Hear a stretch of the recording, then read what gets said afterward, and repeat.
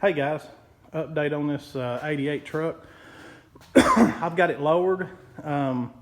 This was supposed to be a 5.7 drop, and once I put the 5.7s typically front spindles, springs, and a flip kit in the back, and then a shackle, 1-inch shackle.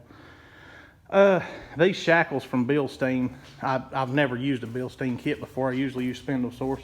Anyway, it made it way too low in the back. It was kind of squatting. So I didn't like that. I took the shackles off the back and put the original shackles back on it. And that's kind of got it up where I want it to be. Now, once I drive it down the road, that front end will probably settle just a little bit. Not a whole lot. That's just an old blanket where I had some stuff sitting in the back of this truck. I got the blue seat thrown in it. I just wanted the brown seat kind of out of my way. There was a bunch of junk piled up in here. That's some front end parts, inner and outer tie rods, and an idler arm from Rock Auto. I've got to get the blue dash out of the other truck. Of course, those are my door panels that I ordered off eBay. So I'll be putting the blue door panels there, kind of similar to this seat. They'll match the seat. That piece of blue carpet, I got it out of the same truck that I got this out of from the junkyard.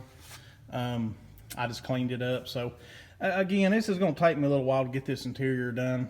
I'll probably end up putting a cover on this seat. I hadn't really made my mind up yet. I've got a different steering wheel. I got to take that column apart. You can see it's got just a little bit of play in that tilt steering. It's not bad, but usually when those bolts start backing out, it typically becomes an issue. So I'll go ahead and take all that apart and put some red Loctite on that. I may do a video on that. I don't know if you might really be interested in seeing how we do that. A lot of y'all probably have done it. If you fool with any of these trucks, you'll run into that at some point. Truck runs great. I mean, it runs great. I let it sit in the yard and kind of idle around for about 2 hours. I drove it up and down my street today. It's just got first and second gear. This $700 bad. It's another thing. I went ahead and ordered everything to rebuild the $700 in this truck. I was going to do a 5-speed swap, but the older I get, the more I'd just rather have the automatic. So I'm going to rebuild this $700. Ordered all the right tools, the bushing drivers, the clutch spring, compressors, and just all kinds of different things. Lip seals, installer, and the flat nosed ring pliers. Several different tools. I've done some Googling and kind of figured out what I needed. But anyway, we're going to try it. I love to take stuff apart and put it back together. So we'll see. Maybe it'll work out, maybe it won't. I don't know. If it don't, it don't. It ain't no big deal. Of course, I put the motor and this transmission in this truck. This come out of another truck. I had no idea. The truck had been wrecked, so I couldn't really run it up and down the road. I did kind of ease it around the yard, and I thought, well, that transmission may be all right, but the fluid was a little dark, so I kind of suspected it could have been bad. You just don't know. But again, not a big deal. I ordered some real heavy-duty stuff to put back in it, so hopefully all goes well and it'll last a while. But I also got this grill. That's a junkyard grill. That grill looks really good. It's not bubbled up or anything. Now, kind of the paint's a little weak, but you know what? It matches the truck. I don't care. It's just an old shop truck. It's nothing special. One thing on these torque thrust wheels on this OBS truck, a lot of times we'll put spacers on the square bodies. This truck is not going to handle no spacer. It's awfully close right there. I actually had to roll all that back and make room for them wheels. So absolutely no way you could put a spacer on it. But of course you don't need to. The reason you did it on the square body is kind of pull it out this way, make it look, a little wider, give it a little different look. But anyway, I've got new tail lights coming for it. There's my 5-speed that I bought.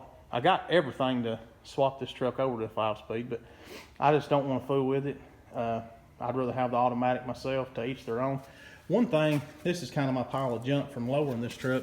A lot of y'all know I'm a part-time police officer. One night, a guy was driving an OBS truck, and his U-bolts broke. And I helped him kind of get back on his way. But a lot of these OBS trucks that I've seen, of course, I mean, these cups, they're just designed very poorly. Everything gets down in here and gets trapped, and it rots these bolts out. So if you've got one of these OBS trucks, go out and take a look at this, because that's extremely dangerous. If you were going down the road and hit a good bump and that broke, that rear end's going to twist, and hope and pray you get stopped. You know, I mean, it could get ugly. So check those U-bolts, kind of glance at them, and if they're in good shape, clean them out, clean out around them, and maybe that'll save them for a while. But definitely give that a look.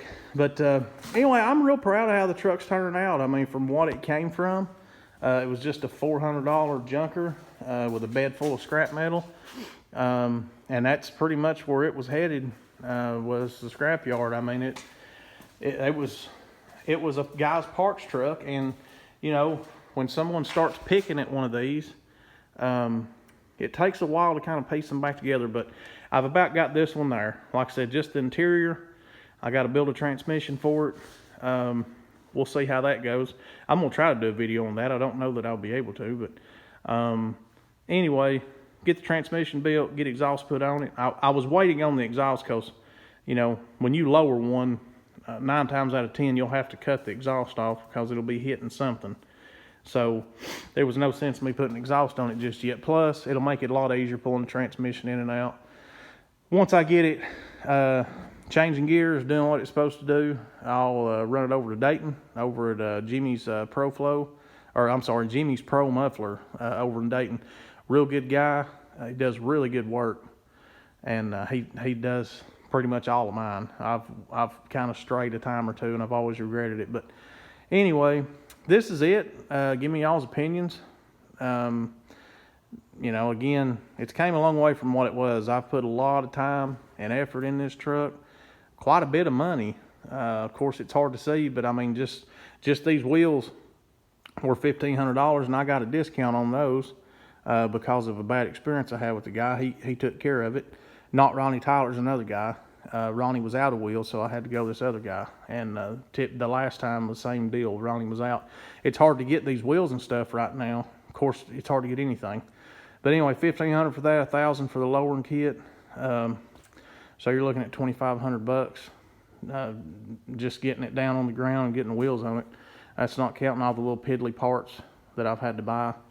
So anyway, say all that to say this. Again, like I've said in a few other videos, if you don't have some mechanical knowledge, don't start on one like this. You really end up kind of upside down in it if you're paying someone to build it. I have no idea what it would cost you at another shop. For me to do the lowering kit, I usually charge $750 to put the lowering kits in, and you know, of course, then you've just got it's a pain. You know, a lot of trimming, a lot of, you know, you get it installed, and then you got to run the truck up and down the road, see if it's rubbing, scrubbing, whatever, and you got to address that.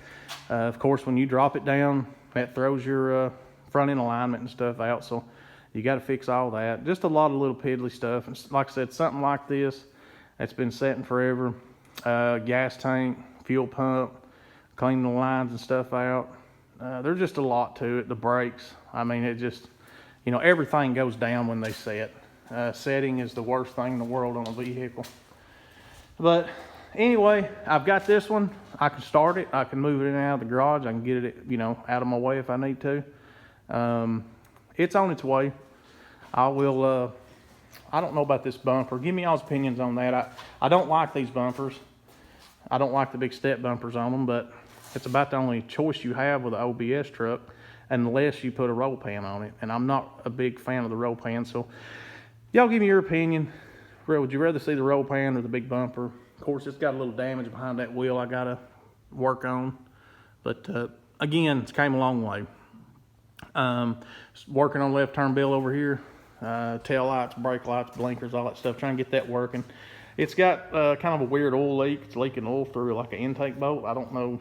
Never seen one do that. So trying to address that. Valve cover gasket. just little things. I don't like the carburetor on this truck. I've took it apart 100 times. It's acting like an old downdraft carburetor or something. I mean, it takes it a while to start. I fixed the choke and stuff. I don't know. It's one of them things, Primer's Best is kind of considered putting a V8 and stuff in this truck. So hate to take a lot of time trying to get this 6-cylinder dialed in. It runs good. Once it starts, it runs great. Idles good. I've drove it up and down the road. It seems to be a pretty good little motor. But like I said, we put a water pump, harmonic balancer, several different gaskets and stuff on this old truck. It'll just sit here and develop a leak. So anyway, we'll get it straightened out we pretty much have. It's not leaking anything anymore other than, like I said, that little oil leak, and it's just leaking through a bolt. I'm gonna take it out, seal it up. Hopefully that fixes it. But like I said, we've discussed a V8 and swap on this truck, a V8 swap and automatic and stuff. So again, we'll see. But anyway, there's the 88, the OBS we're working on. That's pretty much where it's going to be for a little while. I got to get this one finished up. I got to get Primer's Best truck Shannon over here, and Tim Dixon's been kind of flirting with bringing that van over here for me to get started on. So as soon as he gets freed up and brings it over here, I got to get it done. Got to get Shannon done, and again get this one buttoned down and get it to Primer's Best so him and Mrs. PIB can kind of put their little spin on it, and we'll see where we're at on the 6-cylinder. Maybe we'll buy a new carburetor for it. That's really what it needs. It needs the right carburetor. That's not the right one for the truck. They took that off something. This truck come out with an electric choke. I don't know what that carburetor come off of. It's missing some parts that I don't have. I don't fool with a lot of two-barrel stuff, so I don't really have anything to fix it with. And again, you know, before you spend $300 or $400, just kind of make sure the 6-cylinder is what he wants. But anyway, y'all have a good one. Give me y'all's opinions on that old white truck. You can make fun of me. I don't really care. It don't bother me. Y'all have a good one, and I'll catch you on the next one.